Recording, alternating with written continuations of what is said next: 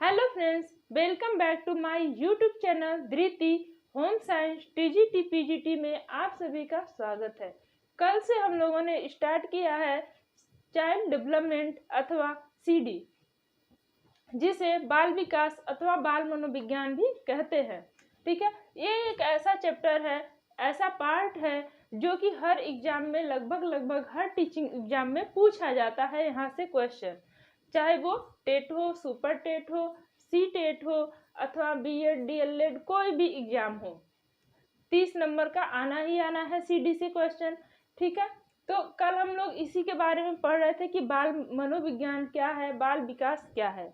तो crow and crow के अनुसार हम लोगों ने पढ़ा था कि गर्भावस्था से लेकर के किशोरावस्था तक इसका अध्ययन किया जाता है, और जेम्स ड्रेवर के अनुसार हम लोगों ने पढ़ा था कि जन्म से लेकर के परिपक्व अवस्था तक इसका अध्ययन किया जाता है बाल विकास का। ठीक है, आज हम लोग पढ़ेंगे आइजेनिक के अनुसार। आइजेनिक महोदय कहते हैं कि बाल मनोविज्ञान का संबंध बालक के मनोवैज्ञानिक विकास से है, जो शिशु जन्म के समय शैशवावस्था, उसके बाद बाल्यावस्था और फिर परिपक्व अवस्था तक इसका अध्ययन किया जाता है, या फिर इसके अंतर्गत इसका अध्ययन किया जाता है।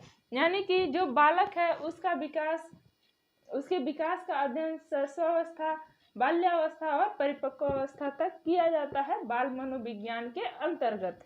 ठीक है, जी स्टेनहॉल एक ऐसे वैज्ञानिक हैं जिसको बाल विकास के प्रणेता के रूप में माना जा सकता है, क्योंकि इन्होंने बालक के वस्तुनिष्ठ विकास का अध्ययन और विकसित किया। यानी कि वस्तुनिष्ठ विकास, आप लोग जानते ही हैं कि वस्तुनिष्ठ प्रश्न, जो प्रश्न छोटे छोटे अंकों में आते हो, जैसे 1 नंबर के अंक में, उसे वस्तुनिष्ठ प्रश्न कहा जाता है। ठीक इसी तरह से वस्तुनिष्ठ विधियां, जो स्टेनहॉल हैं, उन्होंने बालक के विकास की छोटी छोटी विधियों का खोज किया और प्रयोग किया, तो उसी को इसलिए इन्हें बाल विकास का प्रणेता कहा जाता है। और बीने महोदय का भी इसमें बहुत बड़ा योगदान है, उन्होंने भी बालक के मानसिक विकास का अध्ययन किया है। इसी प्रकार से अन्य वैज्ञानिकों ने भी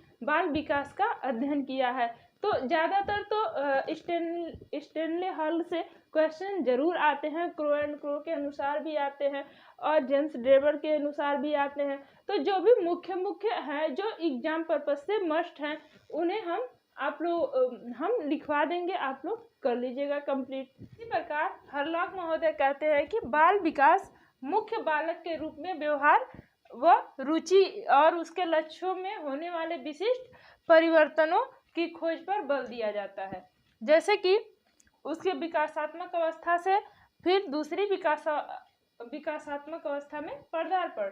जैसे कि मान लीजिए, जो इन्होंने ये कहा है कि जब कोई बालक अपने बाल्यावस्था से किशोरावस्था में जब परिवर्तित होता है तो उसमें परिवर्तन होते हैं। इसी को उन्होंने विकासात्मक अवस्था से दूसरी विकासात्मक अवस्था में पदार्पण ही बताया है कि बाल मनोविज्ञान कहलाता है। ठीक है, और सिगमंड फ्रायड के अनुसार वयस्क व्यवहार का कारण बाल्यावस्था में ही पाया जाता है। जो सिगमंड फ्रायड है वो कहते हैं कि वयस्क व्यवहार का जो कारण होता है वो बाल्यावस्था में पाया जाता है, क्योंकि जो बालक अपने बाल्यावस्था में जो बच्चे सीखते हैं वही आगे चल कर के वयस्क के रूप में करते हैं, क्योंकि जो बाल्यावस्था उम्र होती है वो काफी तीव्र गति से सीखने की उम्र होती है, और इस उम्र में जो बच्चा सीखेगा वही बड़ा होकर के करेगा और वही बनेगा। ठीक है, तो इस प्रकार से जो जॉन वाटसन है वो बालक के पालन पोषण के संबंध में अपनी व्याख्या करते हैं। तो इस तरह से इन विद्वानों ने अपनी परिभाषाएं दी हैं बाल विकास के अंतर्गत। बाल विकास की प्रमुख प्रवृत्तियां, बाल विकास की प्रमुख प्रवृत्तियां इस प्रकार से है। पहला है सामान्य प्रकार के अध्ययनों के साथ साथ विशिष्ट प्रकार के अध्ययनों की जानकारी देना। बाल मनोविज्ञान के अंतर्गत सामान्य अध्ययन के साथ साथ विशिष्ट अध्ययन, एक्स्ट्रा करिकुलम की भी व्यवस्था की जाने लगी है। और नेक्स्ट है वैज्ञानिक तथा वस्तुनिष्ठ विधियों का प्रयोग। वैज्ञानिक तथा वस्तुनिष्ठ विधियों का प्रयोग करके 20वीं शताब्दी से बच्चों में क्या एक्स्ट्रा करिकुलम करा करके और शिक्षा के अवसर को क्या किया गया और भी सहज और सरल बनाया गया। ठीक है, नेक्स्ट है परीक्षण आंदोलनों का विकास। परीक्षण करके भी बच्चों का विकास किया जाने लगा, इस पे भी अध्ययन हुआ। नेक्स्ट है कुसमायोजन तथा समस्यात्मक बालकों का अध्ययन और उचित निर्देशन।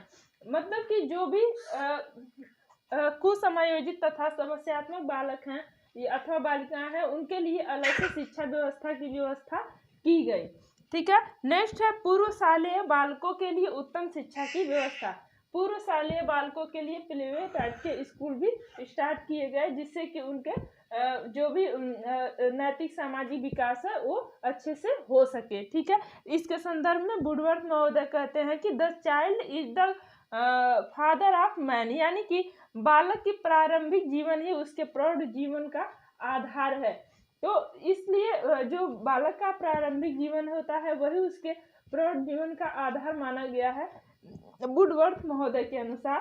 तो क्योंकि जो बच्चा बाल्यावस्था में सीखता है यही वो आगे चल के भी इसी के आधार पे अपना क्रिया करता है, उसका नैतिक विकास सामाजिक विकास संपन्न होता है। तो इस प्रकार से हम लोगों ने देखा कि बाल विकास की प्रमुख प्रवृत्तियां।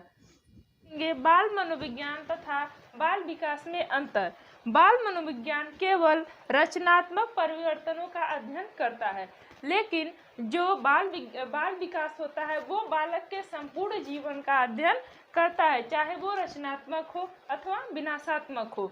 ठीक है, नेक्स्ट है जो बाल मनोविज्ञान होता है, इसमें केवल बालक के वर्तमान क्षमताओं को ही देखा जाता है, यानी कि जो प्रेजेंट टाइम में बालक हाव भाव अथवा क्रियाएं कर रहा है केवल उसी का अध्ययन किया जाता है। लेकिन जो बाल विकास है उसके अंतर्गत बालक के वर्तमान भूत और भविष्य सभी का अध्ययन किया जाता है, जैसे कि बालक क्या कर रहा है, क्या कर रहा था और इसके आधार पे इसका नैतिक अथवा सामाजिक विकास कैसा होगा, इन सभी पहलुओं को देखा जाता है बाल विकास के अंतर्गत।